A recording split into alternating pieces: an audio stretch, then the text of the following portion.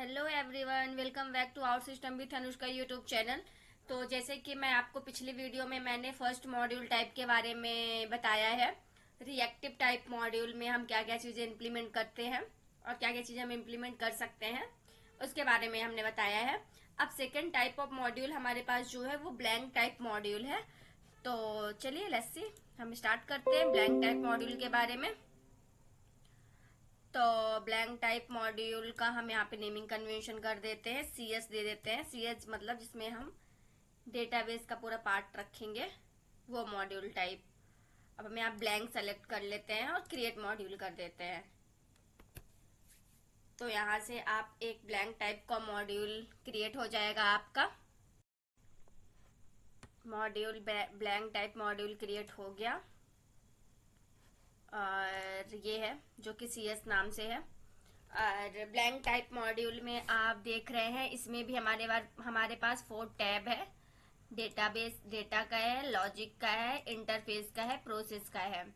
और हम यूआई भी खोल लेते हैं, जो कि हमने पहले आपको एक्सप्लेन किया है, वो मॉड्यूल भी खोल लेते हैं ताकि हम क्लियरली मैं आपको डिफरेंसेस दिखा सकूं दोनों मॉड्यूल के बीच में क्या डिफरेंसेस है। और अगर हम सारी चीजें यूआई मॉड्यूल में इम्प्लीमेंट कर सकते हैं तो हम फिर सीएस क्यों बनाते हैं, ये सारी चीजें मैं आपको अच्छे से एक्सप्लेन करूंगी।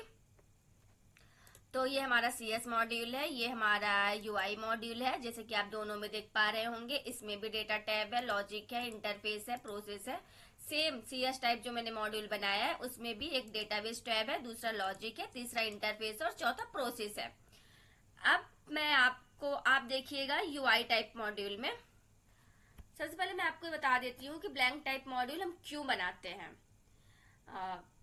वैसे तो हम सारी चीजें यूआई टाइप मॉड्यूल में इम्प्लीमेंट कर सकते हैं, डेटाबेस भी, एपीआई भी, प्रोसेस भी, टाइमर भी, सारी चीजें। और स्क्रीन तो हम बनाते ही हैं, उसमें वो यूआई यूजर इंटरफेस के लिए होता ही है वो मॉड्यूल। तो हम बेसिकली सीएस इसलिए बनाते हैं क्योंकि हम जो डेटाबेस क्रिएट करते हैं, जो हम लॉजिक लिखते हैं, हमारे उस लॉजिक को इजिली कोई एक्सेस ना कर पाए, तो इसके लिए हम पीस बंडल ऑफ कोड के लिए, डेटाबेस के लिए, हम सर्वर साइड लॉजिक के लिए हम प्रीफर करते हैं सीएस टाइप मॉड्यूल।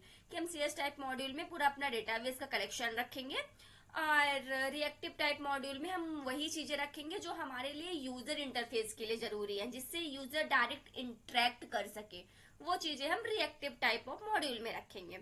और जैसे कि आउट सिस्टम की बेस्ट प्रैक्टिस यही होती है। आउट सिस्टम की बेस्ट प्रैक्टिस में हमें 3 लेयर ऑफ आर्किटेक्चर पढ़ाया जाता है, जिसमें हमको बताया जाता है कि किस टाइप के मॉड्यूल में कौन सी चीजें हमें रखना चाहिए और किस मॉड्यूल टाइप में पीस बंडल कोड हमें किस टाइप के रखना चाहिए।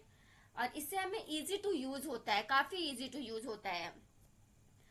तो सीएस टाइप मॉड्यूल के बारे में बेसिकली यही होता है कि हम थर्ड कंपोनेंट को इंटीग्रेट करते हैं और इन सारी चीजों के लिए हम इसको इम्प्लीमेंट कर सकते हैं सीएस मॉड्यूल टाइप को।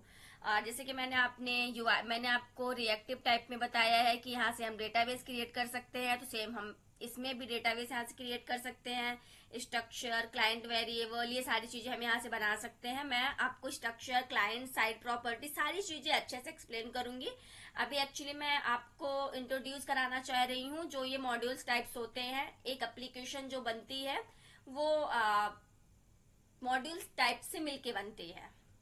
तो मैं आपको इनिशियल लेवल पे एक्सप्लेन कर रही हूँ, मैं आगे चल के सारी चीजें आपको अच्छे से एक्सप्लेन करूंगी। लॉजिक टैब, इंटरफेस और प्रोसेस। सिमिलरली हम इसमें डेटाबेस बनाते हैं।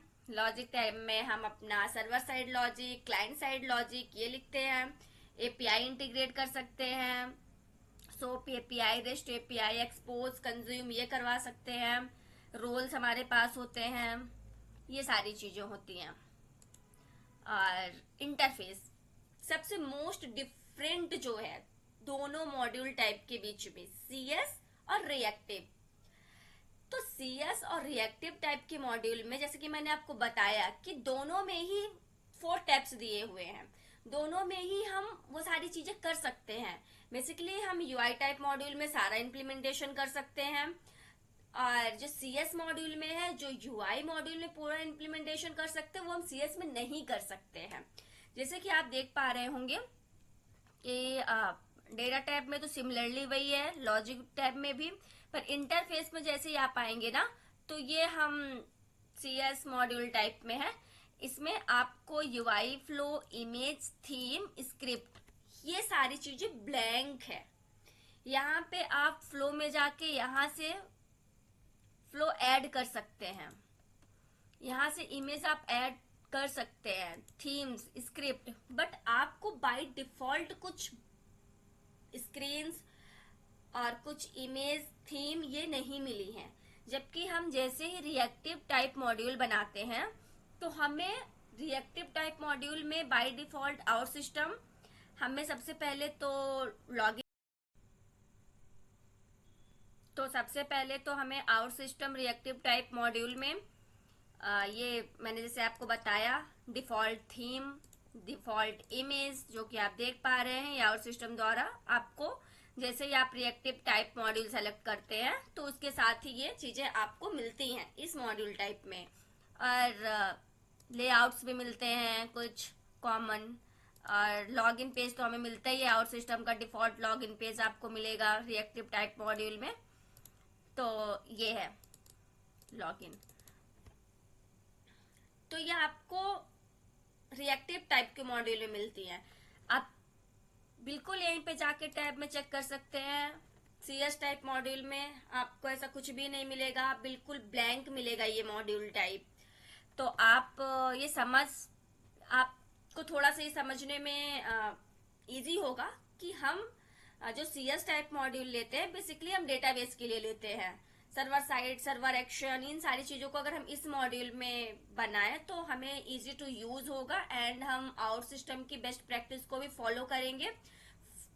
3 लेयर ऑफ आर्किटेक्चर को फॉलो करते हुए काम करेंगे, तो हमारे लिए बहुत इजी होंगी चीजें।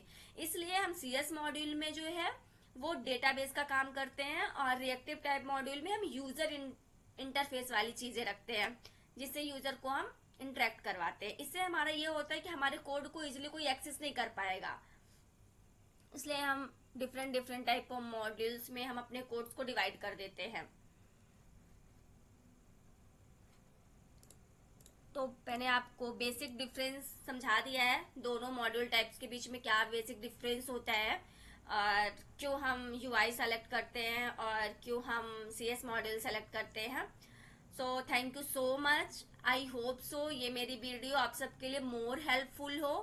और प्लीज आप कमेंट करें और लाइक करें, सब्सक्राइब करें, ताकि मुझे पता चल सके। किसी भी टॉपिक से रिलेटेड आपको वीडियो चाहिए तो प्लीज कमेंट करें, मैं जरूर वो वीडियो आपके लिए बनाऊंगी।